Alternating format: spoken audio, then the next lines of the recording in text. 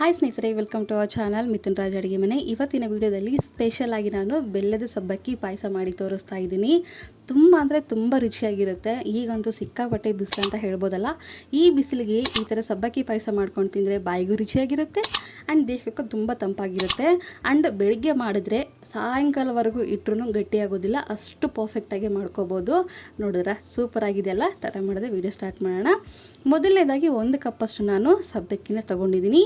ಕೊನೆವರೆಗೂ ಇದೇ ಕಪ್ಪಲ್ಲೇ ಮೆಜರ್ಮೆಂಟ್ ತೊಗೋಬೇಕು. ನಿಮ್ಮ ಹತ್ರ ಯಾವ ಕಪ್ಪಲ್ಲಿ ಮಾಡ್ತೀರ ನೀವು ಅದೇ ಕಪ್ಪಲ್ಲೇ ಕೊನೆವರೆಗೂ ಮೆಜರ್ಮೆಂಟ್ನ ತೊಗೋಬೇಕು, ನೆನಪಿರಲಿ.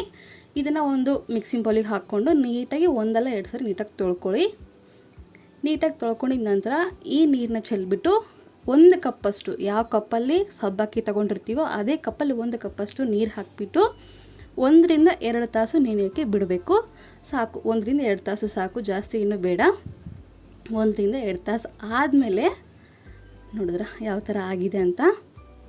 ಇಷ್ಟಾದರೆ ಸಾಕು. ಕೆಲವೊಬ್ರು ಏನು ಮಾಡ್ತಾರೆ, 3-4 ತಾಸು ಕೂಡ ನೆನೆಸ್ತಾರೆ. ಅಷ್ಟೊಂದು ಏನು ಬೇಡ, ಸಾಕು 1-2 ತಾಸು ಈ ಥರ ಪ್ರೆಸ್ ಮಾಡಿದ್ರೆ ಈ ಥರ ಆಗಬೇಕು. ಇಷ್ಟಾದರೆ ಸಾಕು.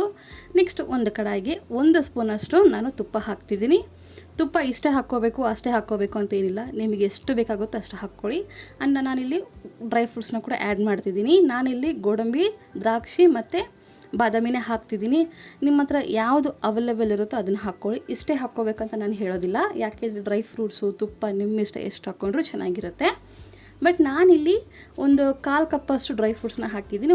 1-2 ಚಮಚದಷ್ಟು ತುಪ್ಪ ಹಾಕಿದ್ದೀನಿ. ನೀಟಾಗಿ ಸ್ವಲ್ಪ ಬಣ್ಣ ಬರೋವರೆಗೂ ಫ್ರೈ ಮಾಡಿಕೊಂಡು ಒಂದು ಬೌಲಲ್ಲಿ ಎತ್ತಿಟ್ಕೊತೀನಿ.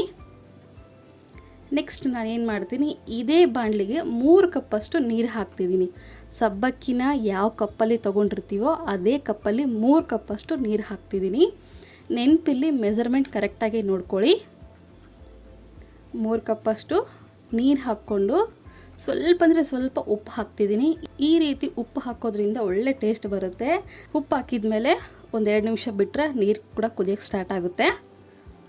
ನೀರು ಕುದಿಯೋಕ್ಕೆ ಸ್ಟಾರ್ಟ್ ಆಗಿದೆ ಅನ್ನೋ ಟೈಮಲ್ಲಿ ನಾವು ನೆನೆಸಿರುವಂಥ ಸಬ್ಬಕ್ಕಿನ ಕೂಡ ಆ್ಯಡ್ ಮಾಡೋಣ. ಸಬ್ಬಕ್ಕಿನ ಆ್ಯಡ್ ಮಾಡಿದ ಮೇಲೆ ನಾವು ಒಂದು 10 ನಿಮಿಷ ಮೀಡಿಯಮ್ ಫ್ಲೇಮಲ್ಲೇ ಇದನ್ನು ಕುದಿಸ್ಕೋಬೇಕು ಸಬ್ಬಕ್ಕಿನ. ಯಾಕೆಂದರೆ 1-2 ತಾಸು ನೆನೆಯೋಕ್ಕೆ ಬಿಟ್ಟಿರ್ತೀವಲ್ಲ, ಆರಾಮ್ ನೆಂದಿರುತ್ತೆ. ಮೀಡಿಯಮ್ ಫ್ಲೇಮಲ್ಲಿ 10 ನಿಮಿಷ ಕುದಿಸ್ಕೊಂಡ್ರೆ ಸಾಕು. ನೀಟಾಗಿ ಕಲಿಸ್ಕೊಂಡಿದ ನಂತರ ಮುಚ್ಚಳ ಮುಚ್ಚಿ ಒಂದು ಮೀಡಿಯಮ್ ಫ್ಲೇಮಲ್ಲಿ ಒಂದು 10 ನಿಮಿಷ ಕುದಿಯೋಕ್ಕೆ ಬಿಡ್ತೀನಿ. ನೋಡಿದ್ರೆ ಕುದ್ದು ಯಾವ ಥರ ಆಗಿದೆ ಅಂತ. ಈ ಥರ ಗಟ್ಟಿ ಆಗುತ್ತೆ. ಇಂಥ ಟೈಮಲ್ಲಿ ನಾವು 1.5 ಕಪ್ಪಷ್ಟು ನಾನು ಬೆಲ್ಲನ ಆ್ಯಡ್ ಮಾಡ್ತೀನಿ. 1.5 ಕಪ್ಪಷ್ಟು ಬೆಲ್ಲ ಹಾಕ್ತಿದ್ದೀನಿ. ನಿಮಗೆ ಇಷ್ಟು ಸ್ವೀಟ್ ಇಷ್ಟ ಇಲ್ಲ ಅಂತಂದರೆ 1 ಕಪ್ ಕೂಡ ಹಾಕ್ಕೋಬೋದು. ಬೆಲ್ಲ ಹಾಕಿದ ಮೇಲೆ ನೀಟಾಗಿ ಕಲಿಸ್ಕೊತೀನಿ. ನೆನಪಿಲ್ಲಿ ಬೆಲ್ಲ ಕರಗುವವರೆಗೂ ಮಾತ್ರ ಮೀಡಿಯಮ್ ಫ್ಲೇಮಲ್ಲಿ ಇಟ್ಕೊಂಡು ಆಫ್ ಮಾಡಿಬಿಟ್ರೆ ಸಾಕು. ನೆನಪಿಲ್ಲಿ ಸಬ್ಬಕ್ಕಿ ಹಾಕಿದ ಮೇಲೆ 10 ನಿಮಿಷ ಮೀಡಿಯಮ್ ಫ್ಲೇಮಲ್ಲೇ ಬೇಯಿಸ್ಕೋಬೇಕು. ನಂತರ ಬೆಲ್ಲ ಹಾಕಿದ ಮೇಲೆ ಬೆಲ್ಲ ಕರಗೋವರೆಗೂ ಈ ಥರ ಮೀಡಿಯಮ್ ಫ್ಲೇಮಲ್ಲಿ ಇಟ್ಕೊಂಡು ಗ್ಯಾಸ್ ಫ್ಲೇಮ್ ಆಫ್ ಮಾಡ್ಕೊಂಬಿಟ್ರೆ ಸಾಕು. ನೋಡಿದ್ರೆ ಬೆಲ್ಲ ಎಲ್ಲ ಕರಗಿದೆ. ಇವಾಗ ಇದಕ್ಕೆ ನಾವು ಡ್ರೈ ಫ್ರೂಟ್ಸ್ನ ಆ್ಯಡ್ ಮಾಡೋಣ. ಆಲ್ರೆಡಿ ಫ್ರೈ ಮಾಡ್ಕೊಂಡಿರುವಂಥ ಡ್ರೈ ಫ್ರೂಟ್ಸ್ನ ಆ್ಯಡ್ ಮಾಡ್ತೀನಿ. ಆ್ಯಂಡ್ ಇಲ್ಲಿ ನಾನೊಂದು ಹೇಳಬೇಕು, 1/4 ಸ್ಪೂನಷ್ಟು ಏಲಕ್ಕಿ ಪುಡಿ ಹಾಕಿದರೆ ನಾನು ಮಾಡಿರುವಂಥ ಕ್ಲಿಪ್ ಮಿಸ್ ಆಗಿದೆ. ಅದಕ್ಕೋಸ್ಕರ ಪರ್ಟಿಕ್ಯುಲರಾಗಿ ಹೇಳ್ತಿದ್ದೀನಿ. ಒಂದು 1/4 ಸ್ಪೂನಷ್ಟು ಏಲಕ್ಕಿ ಪುಡಿ ಹಾಕಿಬಿಟ್ಟು ಗ್ಯಾಸ್ ಫ್ಲೇಮ್ ಆಫ್ ಮಾಡಿಬಿಟ್ರೆ ಸಾಕು. ಅದಕ್ಕಿಂತ ಜಾಸ್ತಿ ಕುದಿಸೋದು ಏನೂ ಬೇಡ. ಗ್ಯಾಸ್ ಫ್ಲೇಮ್ ಆಫ್ ಮಾಡಿದ ನಂತರ 1 ನಿಮಿಷ ಈ ಥರ ಕೈಯಿಂದ ನೀಟಾಗಿ ತಿರುಗಿಸ್ಕೊತಾ ಇರಿ. ಯಾಕೆಂದರೆ ಇವಾಗ ಇಲ್ಲಿ ಹಾಲು ಆ್ಯಡ್ ಮಾಡಬೇಕು ನಾವು. ಈ ಹೊಗೆ ಎಲ್ಲ ಹೋದ್ರೂ ಚೆನ್ನಾಗಿರುತ್ತೆ. ಇವಾಗ ಬಿಸಿ ಇರುವಾಗಲೇ ಹಾಕಿಬಿಟ್ರೆ ಒಡೆದೋಗ್ಬಿಡುತ್ತೆ ಹಾಲು. ಅದಕ್ಕೋಸ್ಕರ ಇಲ್ಲಿ ನಾನು 2 ಕಪ್ಪಷ್ಟು ಹಾಲು ಹಾಕ್ತಿದ್ದೀನಿ. ಹಾಲು ಅಂದರೆ ಗಟ್ಟಿ ಹಾಲಲ್ಲ, ಹಾಲಿಗೆ ಸ್ವಲ್ಪ ನೀರು ಹಾಕಿಬಿಟ್ಟು ಕುದಿಸಿ ತಣ್ಣಗಾದ್ಮೇಲೆ ಹಾಕಿರುವಂಥ ಹಾಲಿದು. ನಾನಿಲ್ಲಿ 2 ಕಪ್ಪು ಹಾಲು ಹಾಕ್ತಿದ್ದೀನಿ. 1 ಕಪ್ ಹಾಕಿದ ಮೇಲೆ ನೀಟಾಗಿ ಮಿಕ್ಸ್ ಮಾಡಿಕೊಂಡು ನಂತರ ಇನ್ನೊಂದು ಕಪ್ ಹಾಕ್ತೀನಿ.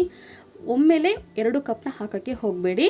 ಇನ್ನೊಂದು ಕಪ್ ಕೂಡ ಹಾಕಿ ನೀಟಾಗಿ ಮಿಕ್ಸ್ ಮಾಡಿಕೊಂಡ್ರೆ ತುಂಬ ರುಚಿಯಾಗಿರುವಂಥ ಬೆಲ್ಲದ ಸಬ್ಬಕ್ಕಿ ಪಾಯಸ ರೆಡಿಯಾಗುತ್ತೆ. ಒಡೆಯುತ್ತೆ ಅನ್ನೋ ಟೆನ್ಷನ್ ಇರೋದಿಲ್ಲ, ಆರಾಮಾಗಿ ಮಾಡ್ಕೋಬೋದು, ಈಸಿಯಾಗಿ ಮಾಡ್ಕೋಬೋದು. ಖಂಡಿತ ಈ ರೆಸಿಪಿ ಇಷ್ಟ ಆಗುತ್ತೆ ಅಂದ್ಕೊಂಡಿದ್ದೀನಿ. ಇಷ್ಟ ಆದರೆ ಲೈಕ್, ಶೇರ್ ಆ್ಯಂಡ್ ಸಬ್ಸ್ಕ್ರೈಬ್ ಮಾಡ್ಕೊಳ್ಳೋದನ್ನು ಮಾತ್ರ ಮರಿಬೇಡಿ. ಓಕೆನಾ? ಮುಂದಿನ ವಿಡಿಯೋದಲ್ಲಿ ಮತ್ತೆ ಸಿಗ್ತೀನಿ. ಅಲ್ಲಿವರೆಗೂ ಟೇಕ್ ಕೇರ್. ಬಾಯ್.